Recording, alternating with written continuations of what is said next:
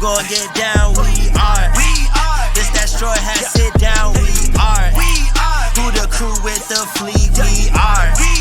Who gon' piece that one piece? We are. Who gon' get down? We are. This that Strawhat Sitdown. We are. Who the crew with the fleet? We are. Who gon' piece that one piece? We are. Strawhat Sitdown crew in the building. We promoting to these other podcasts. We gon' put these people in their feelings when they hear this, and they know that they can't top this. We spit facts and we poppin'. Every time an episode is dropping, we see D3 in the corner. Mister, that's a real G with the green screen in the background. Got him looking like he in a real scene. We got Big Mod in the cut.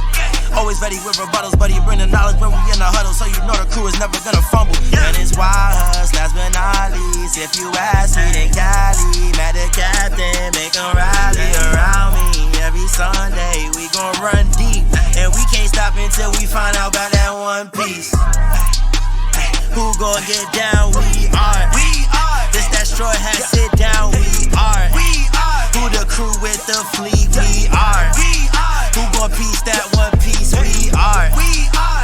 Who gon' get down? We are. This that Strawhat Sitdown. We are. Who the crew with the fleet? We are. Who gon' piece that one piece? We.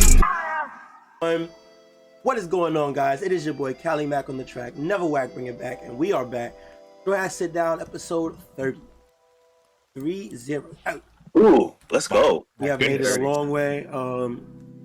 Definitely been a minute from the first time we came together to talk. I don't even know what part of the story we're on when we first got together, for real. It was definitely before. I know it was between Queen fighting Sanji. It was around time. It was around that time. It seems like it was earlier too. That's so crazy, bro. Yeah. That was like November, if I'm not mistaken. Yeah, like around that time. Yeah, something like that.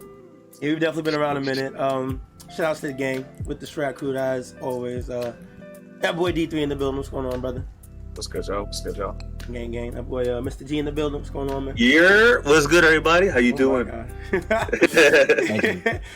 I've been up early, bro. Yo, I need some energy right now. I respect it. Let's get it. That boy Mod in the building. What's up, man? What's good? Shanks gang in the building. Let's go. My goodness, that shit was crazy. Last but not least, of course, that boy YHuss. What's going on? Yes, sir. I was wrong last episode. I'll say that at first. I was wrong. Look, I said I called it. I'm just gonna say I called it. I called it. I mean, I was wrong too. So. All right. Well, I called part of it. I said Momo was gonna take him out. All right. Let's get into the summary. Let's do it, and then we talk about who was right or wrong after the fact. You're right. Mr. G, you got it? It was me. I got it. I'm handing it over to Mr. G. I got a package of cotton candy grapes that I'm gonna indulge while he does that. Go crazy, brother. Let's go. All right, y'all ready? Yes, sir. One Piece chapter 1055, the new era. The curtains for this chapter open up once again on the outskirts of Wano, with the battle of the Skybards versus Green Bull raging on. This time with Yamato questioning Momo why he doesn't want him to join the fray and defeat Aramaki together. Momo again stresses that he must not lay a hand on Green Bull, as the Admiral lands blow after blow on Momo. Raizo jumps in quickly, releasing his fire using the powers of his scroll fruit, which Aramaki quickly recovers from and punishes Raizo by drying him out with his own forest fruit. He quickly wraps up the other Skybards as their attacks prove ineffective versus the Admiral's Lugia body, stating, "You can't take on nature itself." The scene changes to the secret room in the castle basement as Sukiyaki brings Robin and Law now further down through Wano's underground. He shows them an underwater version of Wano from about 800 years ago, along with the road poneglyph that was under Kaido's possession. He tells them that since Jack is a fishman, they had no trouble finding the poneglyph. Further, if they trekked just a little further, apparently they would find the sleeping ancient weapon, Pluton. He continues on to say that the current Wano was a result of walls being set up, trapping the rainwater and submerging the former land in a sea of fresh water. Open in the country has a very literal meaning. Getting Pluton means removing the walls that serve as Wano's greatest defense. We return back to the fight against the Admiral as he is manhandling the Skybards. Yamato saying, "They should call Luffy and everyone to show Green Ball who's boss." But Momo is adamant against it. "You finally have your chance to be free. Up until now, Up until now, I have continued to rely on Luffy, Zoro, and the others, Momo goes. But it is imperative to prove that those of us who are staying can repel any enemy of our own. If we still have to depend on the people who wish to leave, how can we look at any of you in the eyes and say that Wano is safe with us? He puts an exclamation on his speech, and then finally throwing out a successful blast breath, and he launches a barrage of them, forcing Green Bull out of his tree body, which he begins to grow again, ready for his counterattack. Right then and there, Conqueror's Haki from the Sea of Wano stops Aramaki from his tracks. He learns that Shanks and the red-haired pirates are here. We then see Shanks enraged and stating, "This is a new low for the Navy," and he then roars, "Are you that afraid of the new era?" Shanks' display of Haki is enough to send Green Bull packing with his tail between his legs, as he isn't trying to pick a fight with them just yet. Momo and Yamato rejoice in their victory. At the same time, the party in the festival continues.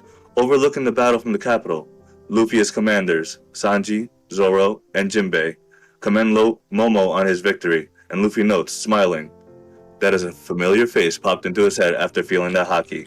End of chapter, no break next week. Smoking on that Green Bull pack.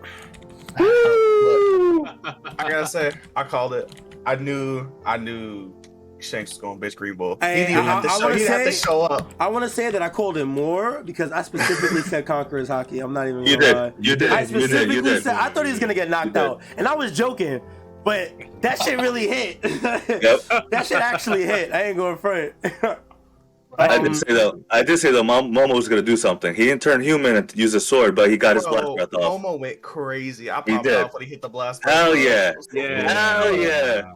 Yeah, and I will say I didn't expect it either. I'm not gonna lie. I really thought somebody was gonna come and like really save his ass, but yeah, no, it makes sense though. They need to show. He needed to show that they could take care of Wano and let everyone go do their thing. Because if they left and they can't do that shit, then bro, they're just gonna come back and be like, "Yo, you guys got conquered again? Fuck out of here, bro." You need us again? Fuck off. Then again. Also, there's another thing, YHuss. It turns out everyone was right. It looks like Shanks was only there to sell movie tickets. I am here to promote Film Red. So we agreed. I guess that we're not talking about. We agree. Like he left. He's out. That last panel shows him leaving. Yeah. I'm kind of leaning towards that too. I'm glad we didn't bet because I know last week we were like, "Yo, is he gonna be in the next chapter?" Yo, we had put a bet. I definitely would have lost. Me too. I definitely would have lost. No, but you know what? It does make sense, and like, although it does seem like it's just a promotion because he's in the movie for him to come and go, I think Oda did his best to try and write it in the way that he did, because I think it ties into the statement he made about Bartholomew earlier. He said that Bartholomew had burned his flag under Luffy's flag. Yeah. So knowing that, if they were to be seen reuniting and celebrating and helping Luffy and etc., then it would look bad on them, which is why he mentioned that and why they shouldn't be reuniting at the moment. I think Oda did his best to try and like write it into the chapter, but yeah, he did just come and go.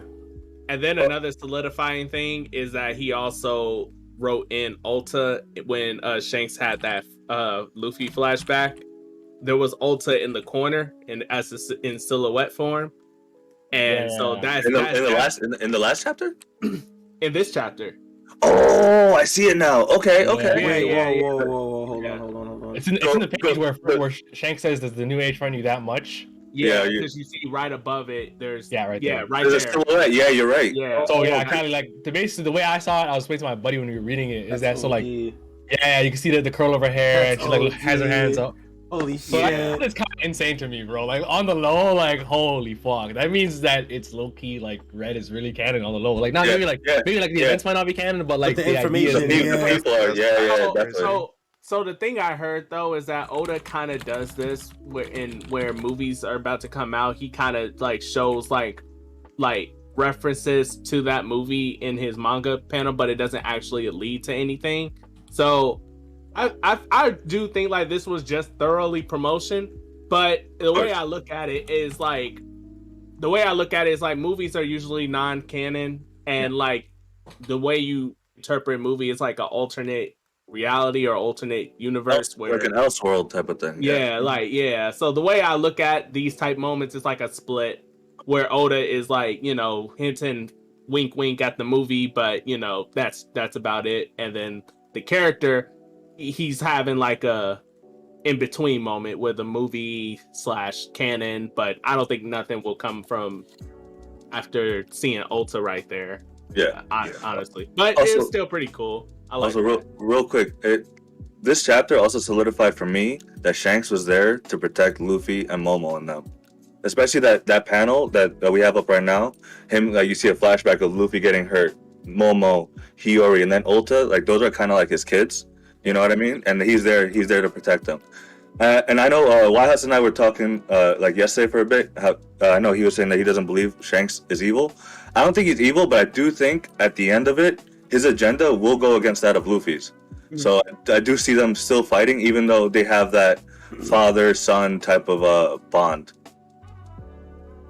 Yeah, and to that point, I think that, you know, Shanks being there to protect Luffy and stuff, I think that definitely has a lot more credence now, especially if you consider the fact that, like, if you don't want to accept the narrative that he's there to sell tickets, which is fine, but then you also got to ask yourself, like, did he know that Green Bull was going to be there? Did he like sense that Green Bull was there, and then he pulled up and then it was like, Green Bull, I think so. I mean, and honestly, so like the thing is, obviously, you would say that like if they just sent an admiral, like Luffy could handle it, but as in Luffy and the people can handle it. But it could have. He might even have thought it could have been something more. The Marines might have had a bigger response, or maybe even Blackbeard or someone else pulls up on the low. Like, so I could see that this really was why he was here. He was like, yo, just in case. Just in case. Also, low key that film selling tickets is like, it makes a lot of sense now.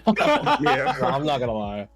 Also, rejoice, because this is solidified proof that admirals fear Yonko, because the agenda is over. Like, I don't want to hear that from no one anymore. Like, Yonko, another like here's the funny thing. After this chapter, like, people who were like standing for admirals are just as strong as Yonko and all that other shit, stop it.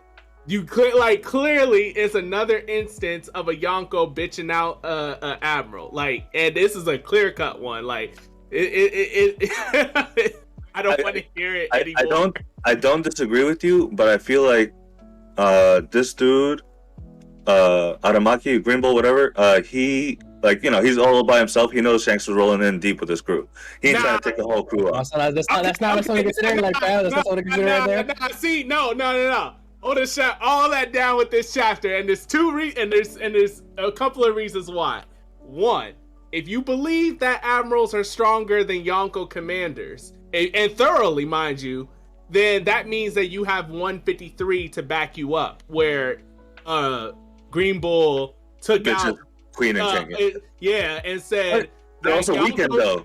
But what was his statement? His statement was, if I lost to some commanders, I would lose my rank. Like, so clearly admirals hold themselves way above Yonko commanders, if not, like, definitely above. It may not be way above. That's not even my necessary point. I'm just saying those two things are very, like, contradictory. Like, you can't on one hand believe that admirals and Yonko commanders are of a similar tier, and then that happens, right? And believe that Yonko commanders, since they are of a similar tier, and then if that's the case, then I can give it to Green Bull that he ran because of the entirety of Shane's crew. But the agenda before this chapter was set in stone for everyone's head that Yonko commanders are way below admirals and stuff. So you can't have that and then have this chapter and say, oh yeah, he ran because of his crew. No. Oh, I mean, Shanks and his crew, bro. I mean, like, also, I do feel like one last thing.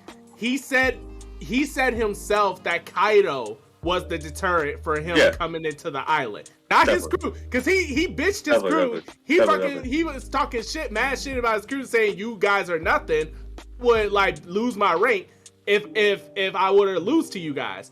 Then in this chapter said Kaido himself deterred him to the highland. So that means he don't care about his crew, he care about Kaido himself. So then Shanks, he cares about Shanks and not Shanks' crew. Yeah. Boom. It's over. Yonko are way above half. I do feel that we haven't really seen like Shanks's full power, so this is like a glimpse of this is like him, because usually the admirals, when they show up, they just smoke niggas, and it's like these niggas are like some insane forces the Marines have, and then now it was kind of flipped on its head. It's like, nah, this nigga is a bitch to Shanks, bro. This nigga Shanks is different. Yo, he said from far away, dog. He's in the sea, and he still got that Congress hockey. Bro, a different area code. That shit was crazy. That shit was cold, that bro. shit was pretty crazy. I can't front. Bro, He was on the other side of Wano. He's on the other side of the mouth. Like it was ridiculous, bro. It was ridiculous, bro. So, that is some crazy shit. I lost my shit when I saw that. I'm like, yo, I couldn't believe it. I was like, no way. Also, that panel of Shanks is beautiful. Ridiculous. Oh, yeah. Ridiculous. And the color panel is really nice too. If you're on the 1055, if you're on the TCB, Cali. I use some other website, but they probably still have it. Okay. Yeah, they still have it. Boy, that shit's, oh my goodness, so they snap. I got check that one. Oda's drawing is beautiful. I don't know if you guys saw on Twitter. Somebody might have put it in the chat.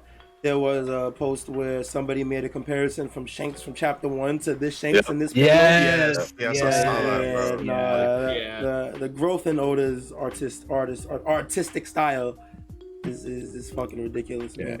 I love his style. I love his style. I want to say D3, bro. Any big thoughts to the chapter? I know you don't got too much time, so.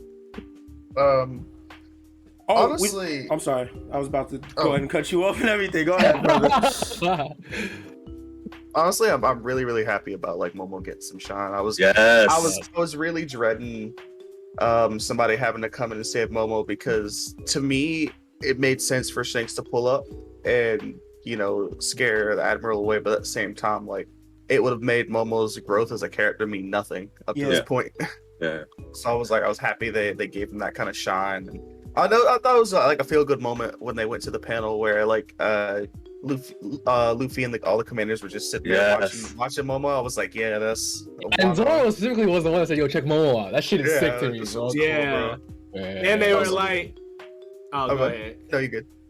Oh, I was gonna say also, like, the fact that they saw the whole thing and they thought that like Momo could mostly handle it, like, should let you know how far the Straw Hats come. Like, think about it. They were chilling and looking in the horizon against a Navy admiral. Like, bro, my man's came. The Straw Hats that came so far. I love them. Like, they came so far. I love that they knew, bro. I love that they knew. Like, they weren't just partying still. Like, they were like, nah. They weren't even shook.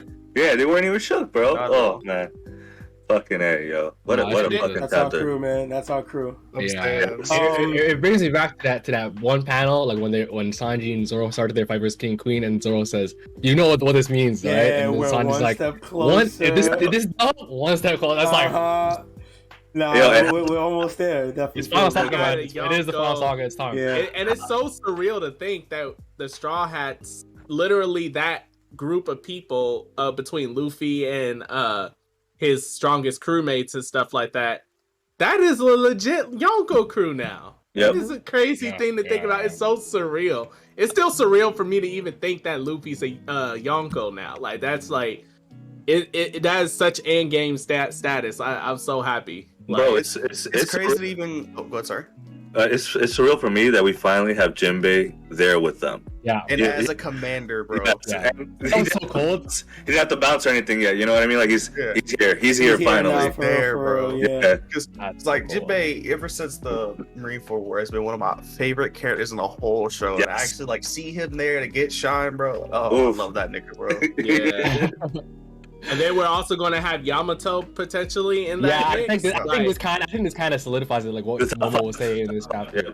Which I was saying, me and D3, me and Mister was saying. I was saying about Yamato and Momo's like plans. Like, nah, we got it. Y'all good. Like, you don't need to protect us anymore. I also do like that Shanks didn't have to use the Conqueror's Hockey to deter Green Bull, because I feel like if he was physically there, it definitely would have started an event. You know what I mean? Like, and that's what they're trying to avoid. Yeah, that's what they're trying to avoid. So, like, they should have just iced this nigga right then and there. I don't know. And Green Bull really got folded this chapter, bro. Oh, I didn't think it would happen. I did not think it would happen. Yeah, because because the biggest question you have to ask yourself is that, like, why was he there if he was just going to get folded that easily? But I see why he was there. So this chapter clarifies some things, because at first did not know why Green Bull was there if no one was going to fight him. But it was to establish Momo, that Momo could take care of the island, that the Scarabs could take care of the island even when they're gone. And then secondly, this also establishes that, because if Green Bull was there, right, at first I didn't know why they did not come to the island if they were not scared of Luffy, and then by ergo why he was not scared of Kaido, because Luffy beat Kaido. So like this chapter, when Green Bull said like Kaido scared me, I at first, before reading further down, I was like, wait a minute, then why are you trying to come at Luffy? He beat Kaido. What you mean? I feel like there's a few reasons for that though, because I was just gonna say that later this chapter they clarified it when Shanks was talking and was like, everyone's injured, yet you're being scummy and all that other stuff. So that clarifies. So that he probably tried to pounce while everyone was tired and everyone else, or at least up to 70% and not at like full 100% or whatever. Yeah. So that clarified a lot for me. So yeah, but go ahead. Not just also that, and also the fact that he took an L before this, and he's just trying to get his rep back up too, right? True. Yeah. And so he's like, oh, these motherfuckers just fought. Yo, they're all weak. I could take them out easy. And also, no one believes that. I feel like no one believes that Luffy really took down Kaido. You know what I mean? Like they're like, he probably had help. Like I mean they gave all the supernova like equal credit, right? So like they all got the 3 billion. So yeah, like who knows what they think happened. But I think another thing also is that I think Green Bull's a fake psycho, because like I was saying, like if he's already pulling up on fucking Luffy, Kid, Law, everyone who's here, I already thought he was insane. And then, so I thought if he's on Shanks, he'd be like, what the fuck this nigga, I'm an admiral, like, you can't fuck with me. But we all saw that that's not what happened. Nah, he bitch made, bro. He bitch made. He's green I told y'all he was a bitch. He's green bitch. You did. I thought, because he came in there mask off. Yeah, and he's a psycho, bro. The shit that he was saying, like, about, like, you have no human rights. I thought he had, like, every screw loose in his head. And another thing that makes me think that about admirals is that, bro, when this whole arc started, and they're like, yo, Kaido and Big Mom are teaming up. This nigga's always like, yo, you want me to go handle it? Like, nigga, come on, bro. But here's the thing, though. I thought about that, right? Like, this chapter made me go back and think about that. Like, okay, so what's the agenda here? Like, are admirals actually scared of Yonko, or is it just like some of them are, some of them not? Like, maybe Kizaru, he will do. Maybe Kizaru just don't care. He's like, hey, you want me to go handle it? Like, he definitely don't care. I don't know. Like, so, but I never. But go ahead. I feel like Green Bull's the only one that would be necessarily scared, and I don't feel like he's scared of Yonko as much as he is scared of losing his rank. I feel like Akainu and Kizaru would just be about it. Like, they just be like, fuck it, I'll fight this nigga. I feel like Green Bull as a character, even though we don't know much about him, would care more about losing his rank than he would actually like losing a fight. And he's still new. Based on what he was saying, like in these chapters, now you're saying, I'm like, damn, I didn't even think like that part of his character, like the hierarchy and the what else he's talking about. He was built. His whole character is built on a sense of power and like discrimination for people below him. Yeah. So if he were to lose a fight and lose his rank, then he would be among the same people that he felt they were less than. And maybe there's some truth to that, because he said earlier this chapter that when he talked about Kaido as a deterrent, he said right before then that what was his exact quote about forces of nature, and that's how he viewed Kaido basically. Because his thing is that he's a woods user or whatever, so therefore nature and hierarchies within nature is what matters to him. And he viewed Kaido as that nature above him, so that's why he didn't want to mess with Kaido. So the quote in the official translation was, "Mere human beings cannot match the might of nature itself. Don't you get it? It was Kaido's presence that kept me from coming here." See, yeah. So maybe hierarchies matter to him, not just battle wise, but rank wise, because that's like his whole shtick. I also do think that because Green Bull is like a rookie admiral, you know what I mean? Him and Fujitora are the new admirals in town. you know, he's trying, and he has an admiration for Akainu, you know, like, and wants to kind of like be like him. You know, that's why he's trying so hard to you know, take out everyone by himself, especially to get that rep, to get that recognition from him. But this dude's just taking L's, yo. Like, let me ask y'all this: do y'all think the new admirals are weaker? Like, because I know that this was going around, so I just wanted to ask y'all: do y'all think the new admirals are weaker than the old admirals? Low key, I think so. Outside of Akainu, because Akainu was established to be above everyone, but like. So why does everyone? So let me ask: why does everyone think that? Because I kind of feel differently. I don't even know why I think that. I just do. I'm not gonna lie. I think realistically, Green Bull is weaker, but I can't say Fujitora is weaker. Fujitora definitely showed his strength multiple occasions. Yeah, and like his composure too. You know, like because like these situations, like I don't know, like Green Bull looks bad to me in this situation. Fujitora, when he was facing Doflamingo, he was still, you know, composed and shit like that, and he didn't want to interfere too much or show off his powers too much. Meanwhile, this dude is like going crazy. But we can all agree that the cast of characters that Green Bull is dealing with is stronger than the cast of characters in the Doflamingo arc, right? Yeah. I mean, so then, like, wouldn't that be like an evened out comparison then? Yeah, I don't know. I think the timing is different. Yeah, but I also feel like Fujitora was there when everybody was at like peak strength. Everybody was still like hadn't fought yet. Yeah, definitely. But Green Bull pulled up and got washed by people that had already been fighting for hours. But who did Fujitora fight? He didn't really fight anybody. He fought like Sabo. That was about it. Didn't he fight Doflamingo and Sanji at the same time? They had one clash. You're still some you know. We call that a tussle around these parts. Okay, they had one call that a little clash. tussle. They had one clash. Either way, you're still exerting energy, baby. That's like doing a full deep dive into the Whitebeard and Shanks fight. They had one clash, my God. Look, either way, to answer your question, old admirals would smoke new admirals. That's all I'm saying.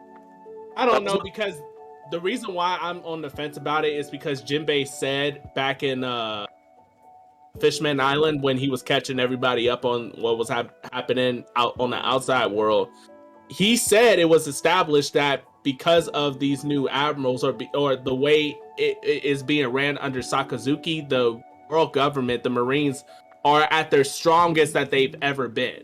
And that includes adding the new admirals into the equation and stuff like that. So that means that apparently Akainu thinks that they are stronger or better off than they were before those admirals joined, and they had the old admirals and under Sengoku's rule. So I feel like it's also because Akainu is he's strong-handed with his approach on things. You know what I mean? And now that he's in charge, he's definitely gonna make. Because I feel like Sengoku was like a little laid back, and like was just letting the course of life and shit go through, while Sakazuki is just like, nah, I'm putting my foot down, like we're gonna tighten up, and like really like fucking do what we gotta do, some fucking military police type of shit.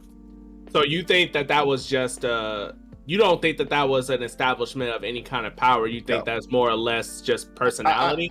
I'm more hard ass than Sengoku, so therefore I think so. I think the way when he worded it like that, I think Sakazuki is more so talking about he has more strength in numbers than that they had before. I'm saying this is Jinbei's words. Like Jinbei said that the world government is stronger than they ever been altogether. Like as unilaterally. I feel like it's also because they have to, because of fucking Marineford, their fucking place got destroyed, dog. Yeah, like, you know what I mean? Like they looked weak, and after that's why I said they dropped Sengoku, and they're like, nah, Saka, and that's why, because of the two different perspectives of Akaiji and Akainu, that's why they had to fight. You know what I mean? And like once Akainu won, like he's like, nah, like I'm making this shit mine, and he tightened that shit up, bro. Because if he had his way, he would have fucking immediately, the moment Whitebeard showed up, if he was Fleet Admiral, he would have just taken that shit down himself. You know what I mean? Like, it's because Sengoku was the one in charge at the time, like pulling the strings. Like he had to like hold back. But now I don't know. I mean, the Gorosei also is the one pulling him back because we haven't seen him do shit yet either. Maybe it's just hard to tell because Akainu he also didn't care that Aokiji left, quote unquote left. Yeah, I mean, so I don't. Some hater shit, bro. He's being a fucking hater, bro. He's a hater. He fought for like how many days, bro? I don't know, man. Yeah, Like 2 weeks, right? Honestly, Like 2 I would weeks. be salty. I would be like, even if like Aokiji, We don't need that nigga. Yeah. like I was, because the girl said I was like Aokiji left, like what the fuck, and I kind of was like, man, whatever, like it don't matter. I'm not And so but like It's I don't know. I don't think Akainu was like dumb though. I think he knows this. No, he's not dumb. I think he can assess the strength of his of the previous regime of Marines versus the new regime. I don't know, but that's just me. I think it's a lot more blurrier. Yeah, I think the lines about like power levels are going to be very nebulous towards the end of the show. Like I feel like admirals, like it's gonna like kind of all come a bit closer. You know what I mean? Because just because like Sanji and Zoro and them are gonna have to fight admirals in the end, and then we're gonna be like our admirals, like that's type of shit that I'm thinking. But in the interest of time, I just wanted to ask D3 on his thoughts about the lower part and the shit that. Oh yeah. Let's get to that. And the shit that Sukiyaki was telling Robin and Law, bro. Like D3, that was a massive info dump. That shit was crazy. Bro, that shit was just insane to think about. Like, cause the main thing that got me is like all this shit happened 800 years ago, which was still the Void Century. Yep. And like that just gets me excited to think about like what that Void Century. Wait, is 800 years the Void Century? I thought it was like 800 years ago. It was like now 800 years and the Void Century starts. No, the Void Century took place 800 years ago. So the same time the Void Century happened. It ended at 700. Yeah, it ended at 700. Okay. All right. So that same time the Void Century happened was the same time they want to put their walls up. Oh, okay. And of course. It gets me thinking about what Pluton could actually be, because like if you have to open the walls up to actually get the Pluton, like physically, what could it be? Oh, we know it is at least a battleship, right? We know that much. It's at least a battleship, but do you think it might be? They might stretch the terms of the word battleship. Yeah. I could definitely see that 100%. So BDA Law had a theory that it was a submarine, and that's why Law was there, because he has a submarine. I think that's very interesting to think about, because I mean, where would it be if it was underwater? It'd be like a sub or something. See, I thought about that, but at the same time, Noah's Ark is still a ship and it's still completely underwater. Yeah, and my question is, if it was a submarine, I feel like it could surface, right? I feel like if it was designed purpose was to be a submarine, then like they would have no trouble just bringing it. Well, I guess you'd have to know how to fucking use it, right? Well, I mean, knowing how to use it, and two, it's still stuck in whatever it is. It's stuck in the walls of Wano, so you'd have to physically destroy it. It's funny. It's funny that we were trying to speculate what opening the borders of Wano meant when it actually physically meant destroying the walls. Yeah, it was more literal than it was so literal that it went right over everybody's head. My question, I was thinking about this earlier, is that like, what purpose does Zunisha serve here? Because as big as he is, I was just about to say that, bro. I was just about to bring that up. He's there to break the walls of Wano. Exactly. Right? He just slams into it and break it, right? Yep. Maybe Which makes her appearance or his appearance that much more makes sense. Could that be why Zanisha pulled up in the first place? Right. That's what I'm saying. Now its appearance makes way more sense. Yep. And it makes more sense to me why Momo said a couple chapters ago that he's not ready to. He's not ready. He's talking to Zanisha specifically because they're the one that has to do it, right? Okay. I have another question based on that. What's the question? Okay. Is that so Momo? Okay. It depends on, because I was thinking about how much the three Kozukis know, like Odin and Momo. Well, we know what his pops or the grandpa knows now, but when Momo made the decision to not open the borders, how much of what was like was in the journal, and does he know that it means destroying the walls? He had to. I think so. That's like a preliminary question. My actual real question is that he says the most important thing to me is that he says does not wanting to open the borders make me a coward? So is he worried more about the lack of defense from the wall? Like, is that his biggest worry now? Yeah, because so you know what? I can see why you asked that question, because his biggest thing, right, is he's not opening the walls. And if he actually does know what opening the walls actually means, that means that he knows that bringing down the defense or whatever, you know, you know what?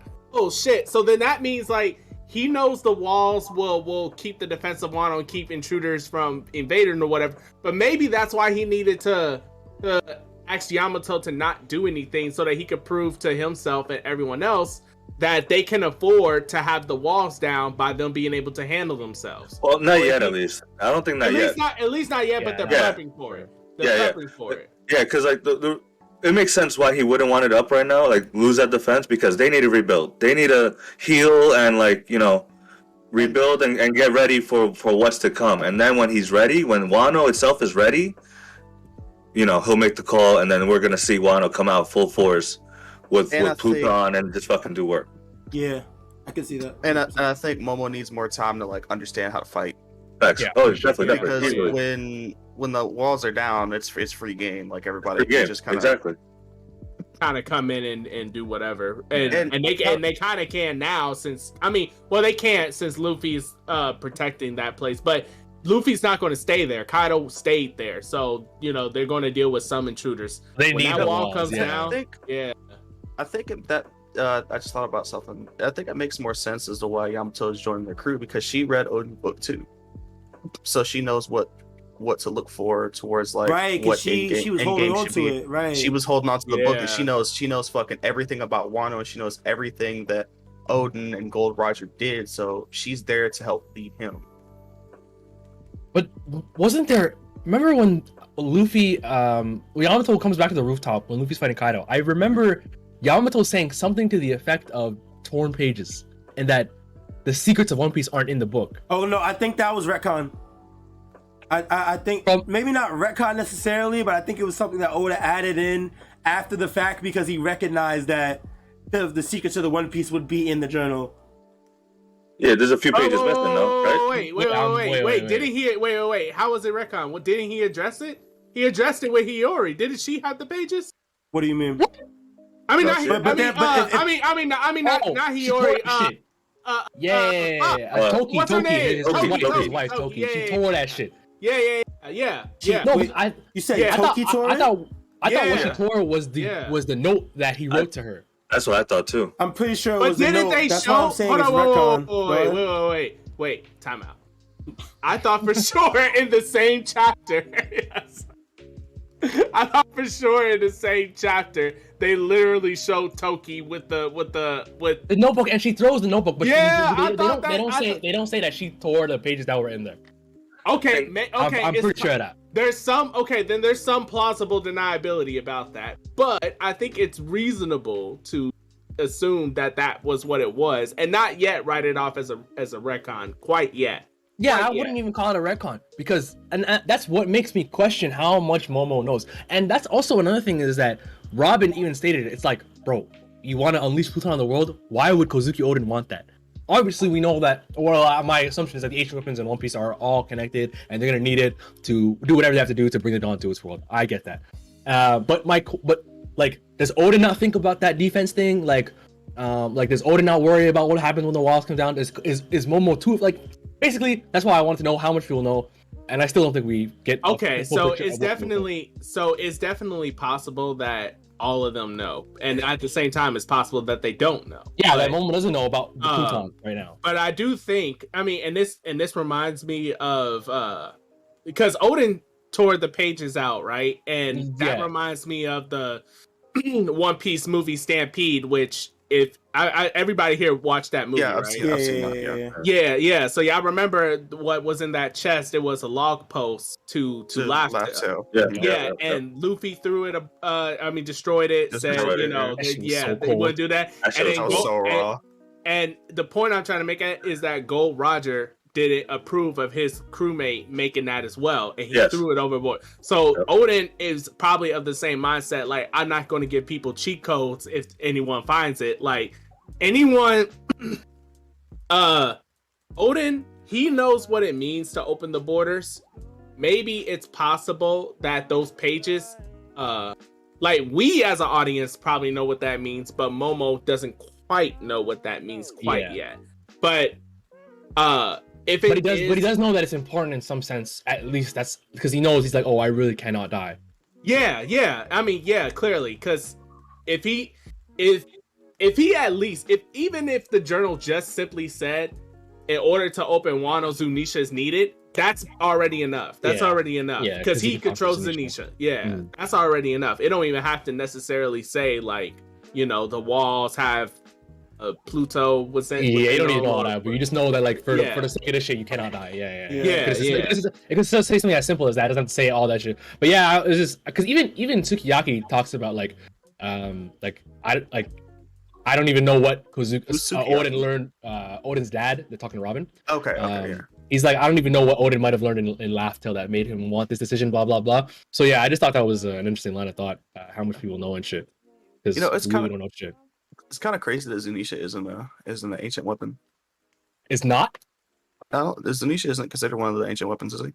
No. Yeah, it's crazy. I mean, it's confirmed at this point. I remember so many theories back when there was discrepancy about who was the Gorosei talking about when they were talking about those devil fruits, and then that big theory came out that Zunisha was Pluton. Was Pluton. My goodness. Yeah, just ate the devil fruit or the elephant mythical devil fruit or whatever. Yeah. So I don't know, but Zunisha is like, just to me, at least for now, Zunisha is just an anomaly. We will get some more clarity because clearly Zunisha's the companion of Joy Boy. Yeah, that shit. They got to talk about that fucking crime, bro. Yeah. So Zunisha's definitely going to play a role way later down the story, but I don't think Zunisha's an ancient weapon. No, I definitely don't think so. It's time for me to go. I gotta catch you later. All right, bro. Real shit. Take it easy, bro. Take it easy, D3. Bless up, bro. Peace. Another thing I wanted to add. Okay, I don't think this shit at all. I don't agree, but I thought it was. I was watching a Tekken video yesterday, and he was talking about where they show the diagram of Old Wano, where they are in the cavern and the stairway going down, blah blah blah, and they showed us a diagram of this kind of view of Wano before. And yes, it's when, I know what you're talking about. Yeah. It's when Big Mom kind of fell into the hole, which is to the right of this actually. Oh shit. Okay, go ahead. Yeah, and so I don't think they're back or anything like that, but it could be a thing where they fell in near this cavern, or like they could maybe actually be wherever Pluton is. Like I thought that was kind of like. I was just gonna say that. Oda went out of his way to show us like how deep they went into Wano, right? So yeah. Any belief in that, guys? Wait, what's the belief? Wait, what's the belief that Kaido and Big Mom were there? Yeah, I might believe that, because that's the only like major mountain, right? That's the one that the major volcano. That's the one they fell in. Yeah. And then there's a point that someone brought up. I forgot who exactly, but King and Queen back in 1053 were the ones that got captured. Mm-hmm. But guess who wasn't there that we saw? Jack. Exactly. And what they said earlier this chapter, that they had Jack to go down into the water and find the poneglyph. Mm-hmm. Maybe Jack, and we all know Jack and Kaido have a very good relationship. Maybe Jack is swimming down to get Big Mom and Kaido. Mm-hmm. Yeah, that could be. All right, my question with that though, right? So we know Jack's a fishman and has the fruit. So should he not be able to swim? Oh, he can't swim. Right? Oh, yeah. Why did it matter if? But they said this chapter that they needed Jack. No, wait. He can swim because this is fresh water. No, that doesn't matter. Do you remember in the bath scene in the bathhouse in Wano? Even Robin, like when they go to take a bath, Robin's like should we really be getting water in enemy territory? And then Shinobu was like, bro, it's all good. There's no one out here. And then because they're talking about how the water will affect them, and Robin goes ankle deep or whatever. So I was just gonna say it does still affect you even in fresh water. Yeah. I was just gonna say Oda confirmed that it's not just seawater; it's any body of liquid that can affect you if it's a mass amount of if it's enough. But they definitely showed my man swimming. So my whole thing that's where I don't know. It's weird. I think they use him like a what are they called? when the guys that go down into the water and like they're in the suits. Yeah, like they throw him in the fucking I think they legit just throw him in and then just pull him because the way he got out when Zunisha attacked him, the currents took him back, and then he got on land. Like no, they went and found him. It doesn't really matter. Oh, you're right. Yeah. But like he was just there chilling until they found him. So I feel like with this, they had legit like just jumped in, like how Kaido jumped from fucking Skypiea. He just jumped into the water and they just pulled him around like to be like, yo, what did you see? Yo, I'm gonna keep it a buck. Like I actually don't even know why they would need him for the poneglyph. The poneglyph isn't underwater. They're standing right in front of it. Unless I'm yeah, but maybe to get Pluton. No, but that's the thing. He could shortcut to Pluton. But I was just going to say something. What if this is the reason why we have not seen the Big Mom Pirates yet? What if Jack is teaming up with the Big Mom Pirates to get Kaido and Big Mom? Possible. I think that's interesting. Mm-hmm. They could. You have the scuba diving idea. Maybe they're the ones that is helping him scuba dive to get Big Mom and Kaido. That's definitely a possibility, yeah. Because they could definitely use like the Parasparrow's like. No, he's dead. Like, Isn't he? No, he's not dead. Niggas don't die in this fucking manga, bro. Yeah. But if Jack didn't die, Parasparrow didn't die. Because they literally show side same by time. side. Yeah, you're right. Yeah. So I could definitely see them like Parasparrow like doing his like candy shit like on the ocean while Jack is attached to like some candy and they go in underwater. Like I don't know, it's definitely possible. I'm not gonna lie, this feels kind of like a little bit of a plot hole, and I hate to say that from Oda, but I can't see any flaws because this is honestly a direct. If what you guys are saying is what happens, I don't remember the bat scene. It's kind of familiar, but like if it's the case, then this is literally a direct contradiction. When the bad scene that you guys said with Robin and that's what I mean. Like I don't even know what he means when they say they need him to get. That's what like he found the poneglyph effortlessly because of Jack. It's like, bro, you just have to walk on the fucking thing. Well, maybe I think they're big. They're too big to walk in this place, in this corridor. But how else do you get here? By swimming. No, I mean they just like I said, they just dropped him down and said, "Yo, see how deep that shit goes." And then he's like, "Oh shit, I see the poneglyph." I don't know, like. Yeah, I feel like the fact that it's that speculative, I don't know. I'm not a fan. I guess we. Yeah, I feel like it's like he has to be a bit more clear on what exactly he did. I think he will clear it up. Well, I actually think like low key, like, man, I don't fucking know, bro.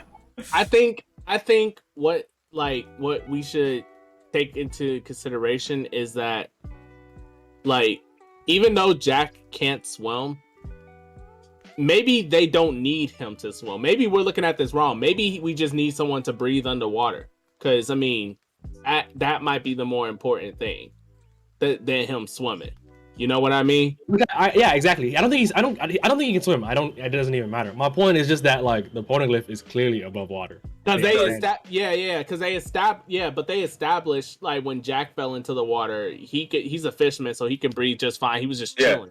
He was just he can't move. So, he just couldn't move. He can breathe. Yeah. So the scuba diving, if he does do a scuba diving thing, right? He would just be like throwing a camera down there. You wouldn't even be able to move it. You would just be able to look around. Yeah. Right, but it won't actually affect his body, so he'll just be walking underwater. So I don't know. I think to that point, I'm sorry, Mud.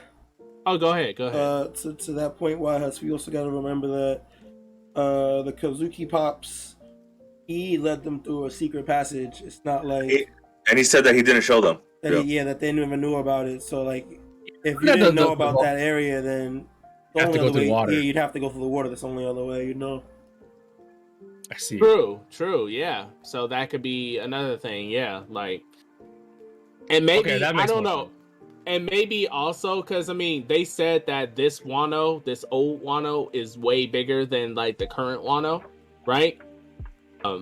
In terms of land mass and stuff. Yeah. And that gurgle that you saw with Big Mom and Kaido, where they were like gurgling or whatever, because they were like, submerged in a liquid. Maybe that wasn't lava they were submerged in. I mean, it was, but maybe they plummet through the lava and hit into here. Maybe they're inside old Wano. Yeah, and it did explode, so I'm sure like maybe like a cavern was made to get like I do think it's a possibility. Like, low-key, like the thing is, I obviously don't think they're coming back in any capacity. No, they're not coming back to Wano. They're done here. But like I said, I'm hoping that this means that we see more of, I know everyone hates Big Mom at this point, but I want to see more of her. I'm definitely here for a break from Big Mom. I'm not gonna lie. Me too. I feel it. I honestly think that she's one of the most interesting Yonko because of everything that she's like it's so many plot points around her that I'm just so interested in. Like, man, I remember saying that shit a lot about a certain Yonko. A lot about a certain Yonko. I know, but look. And look what I learned, bro. Yeah, I know, but Big Mom is different though because she talked to Peril Sparrow. She said like, there was that worry about like what Big Mom had in plan. We don't know what that meant. We also, don't it was also interesting to see that Big Mom powered up throughout the course of Wano by getting Hera and stuff like that. And we don't know what happened to her homies. Clearly, right? Like the homies can live separately side of Big Mom. So we all know that they were dedicated to Big Mom. So there's that. And then on top, otherwise Zeus would not be a power up for Nami because Zeus would just simply go kaplooey after Big Mom died or whatever. But we all think that Zeus is still with Nami, so I don't see why we don't think the same for her homies. And then on top of that, there's just so much, Big Mom pirates, all that, like it's just so much. So that's why I'm just like, I'm still looking forward to Big Mom. I'll never believe it. Any character in this manga is dead until I see their body in a casket, bro. Like, to keep it a buck with you. So I don't even think they're dead. I just with Oda saying his goal is 3 years or 5 years or whatever, I just don't see how he worked them back in the story. Yeah, and then she also said this won't kill me. Like, what y'all? Yeah, there's so much, but but the thing is, like, I thought one will go on a bit longer. But hey, I'm not going to say nothing about Oda. One thing I want to talk about was that they said retrieving Pluton would require the removal of the walls that surround this nation. Bro, can't this nigga Law just teleport that shit up to the sea? Like, I feel like his room is crazy now. I feel like the Pluton has to be too powerful for that because certain. I mean, I guess I thought it was just hockey. People feels hockey that doesn't let them move him. I don't think. What's the largest thing that he's actually like shambled? Yo, he put his room over a fucking I don't know, island. But putting your room around. You can manipulate anything in your room. But like, the whole thing, you know what I'm saying? We cut the shit in half. I think that it's different. I'm not gonna lie. Bro. I do see what you're saying.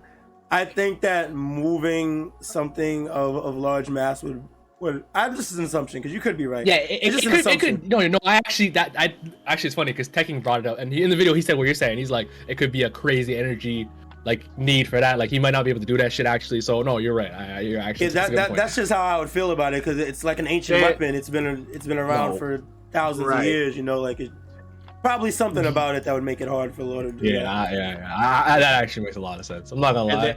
It was great. And then on top of that, like, you also got to imagine if that theory about the ancient ship being manifested as the Grim Reaper, that ship is built different.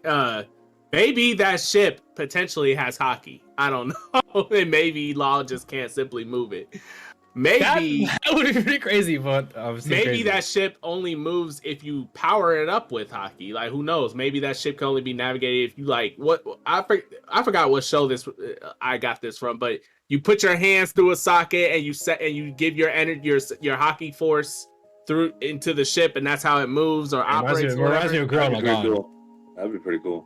Yeah, like something like that. I don't know. The ship could be so strong that Law just simply can't move it. Maybe. So, do you guys think that Pluton will end up being like the Straw Hats' choice? Like, now they will like it doesn't like it's like Wano and the removal of the walls and the use of Pluton is all up to the Straw Hats now. It's not gonna like move from anyone else. No one else is gonna have a say in it later on, or just up to them. I think Odin's intentions for Pluton is for the Straw Hats. Indirectly, because obviously Odin didn't know who the Straw Hats were in his time, but I will say that I think, and we all probably believe that Odin, he knew what he was talking about when he said tear down the walls 100%. Or whatever. And he said open the borders for Joy Boy.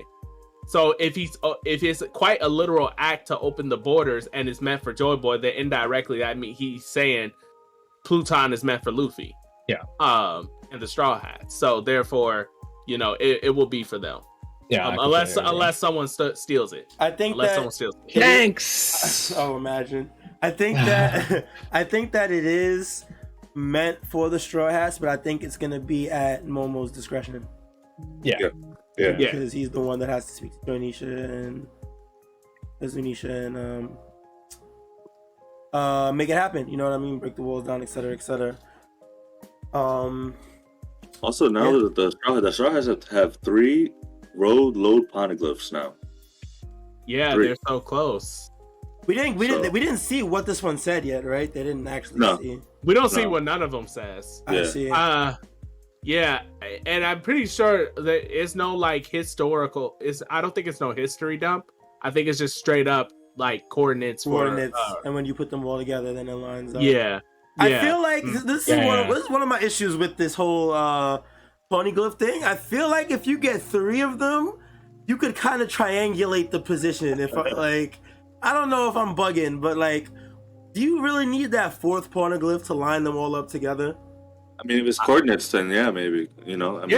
I mean, you gotta think about it. I mean, if a map, right? You could probably have like part of a map to guess a general location, and who knows? Maybe you get it right. But what if you're wrong? What if you're like spending so much time trying to guess the coordinates that this could have been way simpler if you just simply took the time to got the 4th one. I imagine Oda thought about that. Like, I feel like if like there's gonna be some sort of prerequisite that you need all 4 for something. Like, once you get all 4, it becomes obvious, and it might not be literal like coordinates, right? Yeah. It could be some puzzle. You have to need all 4 to put together, and then you place them all, blah blah blah, right? And didn't they say once you get all 4, it creates a whole new poneglyph or something like that? Didn't the dog or Nekomamushi say something? The dog. I forgot his name. Yeah, I know. It is kind of dog. like he's a mink, bro. Come on, that's kind of racist, bro. I can't. No, yeah, dog. They call each other cat and vice. That's their name, bro. That's their name, but not the dog. That's all I'm trying to say, bro. Oh my gosh, there's only one dog. Anyway, there's only one dog. No, I remember something like that, but I don't know if it was create a whole new poneglyph, but it basically becomes evident to you like what you have to do. Well, actually, it would have been. It's like, it's only. I think it's like some type of creation of some type of new text. I swear someone said that. That makes sense because they're only getting the scribes. It's not like they're moving the poneglyphs. You know what I mean? Mm-hmm. So yeah. We'll see. But yeah, that's 3 fucking road poneglyphs, dude. Holy shit! It's one more, bro. This Final Saga shit is real. Who do y'all think has? What do y'all think the last one is? Is it with Shanks or is it with Blackbeard? We know the last one was in Fishman Island when Roger was there. I think Blackbeard has it. So it's plausible it could be Blackbeard or Shanks, and he's just piecing right now. So when Shanks said it's time to go get the One Piece, does that mean we're confronting Blackbeard? Possibly, because Blackbeard's going after something too, right? That. We still don't know what Blackbeard is going on. We don't know. We don't even know what happened. We don't know what happened to the fucking warlords either. They didn't tell us yet. Oh, there's so much, dude. There's so much. Oh man, we got a little bit of info, and we still got so much more that we need, bro. It just never ends. What did Buggy do to become a Yonko? I'm still asking that question. I guess it is a little bit of the warlords, but yeah. Mihawk is on his side, bro. That would immediately bump you up to Yonko status if Mihawk was like. It makes so much sense, but I can't fucking see it. Like, it's just Mihawk with your Buggy, bro. Nah. Spot, bro. Who else would elevate him? It's not Buggy's own strength. You're right. I agree with you. It makes someone. I just don't want to believe it, bro. Who else would elevate him? Weevil. I don't think Weevil will elevate you to Yonko status. Only it's just one Mihawk. It's character. Just Mihawk. But I thought he was cool. I thought he was cooler than that, bro. That's all I'm saying. No, he is cooler than that. You know what the narrative is going to spin. It's going to be like, oh, Buggy begged him, plead him. It's just like when Whitebeard when he teamed up with Buggy. Like when he was like, "Hey, Buggy, buddy, it's been a minute." And oh yeah, looks like the Marines they're very annoying. You mind teaming up? And they were all geeking out and like, oh shit, he's teaming up with Whitebeard. And Buggy's like, you know what? Maybe we could win together. Yeah, maybe we could. And Whitebeard was like to Marco, yeah, I mean, I don't feel like dealing with all those people from Impel Down that they're all stronger than him, and it's just annoying. So yeah, it's just better just team up or whatever. Oh, I can see it happening. It could be the same kind of logic with Mihawk. Not that Mihawk would sweat it, but maybe like Buggy would beg Mihawk, or he would put up front or whatever, and Mihawk was like, sure, I guess I can lend my services, whatever. And then Buggy's like, yeah, I got me like some type of shit. You know, it could be that goofy or whatever. It's definitely gonna be some goofy shit. Yeah. There's like no way that Buggy actually did some crazy shit. It's either that, right? Like you were saying, some goofy shit, or he knocks someone out that's prominent just by accident. You know what I mean? And then he's like, "Oh, that's fuck." some goofy shit, bro. I'm not gonna lie. That is too goofy. That is some goofy shit. That's definitely some Buggy shit, though. Yeah, but who would he knock out that would bump him to Yonko status? Because knocking out a Vice Admiral won't bump you there. Garp. They could be Sengoku 101, bro. Oh no, not Garp. Not Garp. Insanity. Not Garp. Oh, and actually, you know what else? What's funny about this chapter? This chapter also proves that because Green Bull he shut me the fuck down when he was like, oh, fire doesn't work on me. I'm like, oh shit. Bro. I had my hands up like, well, I was wrong. Like my fault. Kinemon, and you know what's funny? Oda was like, I bet everybody think that Kinemon or someone with fire can just simply come in, and Oda's like, nope. Like not today. And then Momo's super power. Yeah, I felt straight up called out by Oda. He was like, "Do you think that I would lose to such a weakness?" I low-key laughed when I read that. I low-key was like, we're shy. Bro. I was like, damn, he straight up called me out like on that one. But that also proves, however, that Sabo, that even more Sabo greatness, because Sabo took on both of them. And I thought it was easy for Sabo because, he's fire, Green Bulls, whatever. Nah, he was like, nope, no excuses. So when I kind of said no excuses, they have no excuses. Sabo is like the strongest commander. Confirmed. Like, yeah, it was really an impressive feat from Revolution. Yeah, and we just don't get anything about them this chapter. Fuck. I'm so blown away that none of their commanders were taken out and they succeeded, bro. I'm still like a complete victory on all counts. Yeah, that's crazy to think about. Like, Sabo legit took on 2 admirals now, and I know someone pointed out in that same chapter, like, they were protecting Murijaw as well, so they weren't going all out and kind of shut it down, saying no excuses. Like, I get it. So maybe they were at like 80% power or whatever it is, but still, 2 admirals at like 80 to 70% is still like that's massively impressive. Yeah, that's why Al-Qaeda was like, nah, they still should have taken them out. You know what I mean? Like, right. He expected more from them. Right. Like, he didn't care. Like, he knows that. And that only proves my point earlier when I said, like, Akainu knows the capabilities of his men. He knows what they should be capable of. That's why if they feel like the Marines are at their strongest now than they were ever, that muddies up the whole new admirals versus old admirals debate. Like, but that's just how I feel about it. I also feel like experience plays into that too, though, into that debate, the old versus new, because Kizaru has seen Akainu have seen some shit already. They've been through it. While we don't know exactly what Green Bull, and I think he's young, right? So I don't think he's been through too many things like that. And Fujitora seems to be using that position more for his purposes than to actually help the military. Maybe, but I don't know. I think that, like, because in the old era, they confirmed that Kaido, the reason why Kaido was getting captured so much was by like his own volition. Yeah. So that means that, like, I don't think any of the admirals ran into Kaido before the regime change or the marine change. So that means that probably Kizaru and Aokiji probably never fought Kaido, or dealt with them. So, but point I try to get at is I don't know how much experience. Like, we don't know how much of that experience was them just cruising and chilling. versus like constantly dealing with Yonko level people and other tiered fighters over and over and over again. I don't know, but my man Oda gotta write a historical compendium of like what everyone did at every year. Like, I'd be interested. I would love post series like Loki. That would be fucking great. To be able, somebody's definitely gonna put that together at some point. Yeah. At the end of the series and shit. Yeah, a compendium of events or whatever that happened. I'm definitely checking out Library of Ahara after that, like his compendium of historical events, because that will be goated. And we still haven't got what that incident that Kobe dealt with either. The Rocky Port incident? Yeah. Yes. Oh my god, I feel like I'm Rocky the only person that fucking thinks about that shit, bro. Yeah, no, you're not. I think about that too. I need a reminder. I'm not gonna lie. Yeah, please. Dude, it's the smallest thing ever. They just they barely even mention it. They just say that when we saw Law in Punk Hazard, like, oh, that's the mastermind of the Rocky Port incident. They said, and I don't know if they said this connected, but Law became a Shishibukai by giving the Marines like 100 hearts. 100, like that, yeah, right? 100. Did they say that was the same incident, or did they not? Yeah, that's the same. I didn't hear you guys all said said it at the same time. 100 what? 100 hearts, like of pirates to the Marines.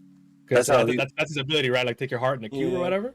And then when Kobe saves the Dressrosa Kingdom when they're going to the Reverie, they say, "Oh, Kobe, you're the hero of the Rocky Port incident." So there was some they were sticking about more on that somewhere, like no one ever talks about. I don't think it's that important, but it's not, like clearly it's renowned enough for people to be known from it, you know. So I don't know. Yeah, so that's something I'm interested in. See, like Oda likes to drop historical things or whatever and never like explain them. But I would love it if at some point, you know, we get a whole info dump of historical events and stuff like that. Yeah. Which, you know, I didn't even know that fucking Law and Kobe interacted like that. So that I know, right? No one fucking bro. It's literally one line in like each of their introductions. But that makes me go with what you've been saying, but previously in other episodes, how like Law might be part of Sword. You know what I'm saying? Like, oh yeah, that like that is actually a big part of that guy's video. Is that that was a setup for him to be a warlord. Yes. Yeah. Oh fuck. Yeah. Y'all didn't watch that video? Yeah. No, I don't watch other people. I don't watch other videos. That's all I watch. Strawhat Sitdown for life. That's it. It's only to be exclusive contract with us, bro. Oh my God. I got y'all to tell me what's up with this video. I don't mind about this one, but yeah, I don't know. There's so much we gotta learn. But literally, what happened to Kobe and Bo Hancock? Oh my god. Yeah, we still killing us, man. You know, I was so hype about this news article, and we finally got it, and now it's like, damn. Yeah, I was only a bit sad because like it was what everyone kind of guessed about Sabo and Cobra, right? Yeah. Like, so it was the going, and everyone thought that's what happened. That's what happened. So I feel like it almost didn't feel like that much, but low key it was like if we read it one bit by bit, it was a lot on the low. Oda's still leaving out the juicy stuff. Yes. But he did say like he would lay out all the mysteries, and no, low key he started like he did start with the one. He did start. Yeah, he did start. But we're still not at the heart of the juicy stuff. We still need soon. that Kobe Boa situation. We need all that. Yeah. I think. I think that's about it for this episode. We'll be back next week. No break. No break. Oh man, 3 in a row. The schedule for the rest of the year is actually mad blessed. It's like I think next one might be a 2-chapter only for one, and then boom, 3 for the rest of the year. It's looking bad. It's looking bad. So he's doing 3 break. Nah, 3 chapter. 3 chapters, then a break, right? Yeah, for the rest of the year almost. Okay, no, there might be like one. That's kind of OD. That's OD. Yeah, so we're looking good, bro. All right, we take those. All right, guys. Hope you guys enjoyed the episode. Make sure you guys subscribe to us on YouTube, follow us on Apple Music Podcast, Spotify Podcast, etc. Hope you guys enjoyed. Until next week, take it easy, be safe, be healthy, and from the Strawhat Sitdown crew, we will see y'all next time. Peace. Peace. Later, yo. Another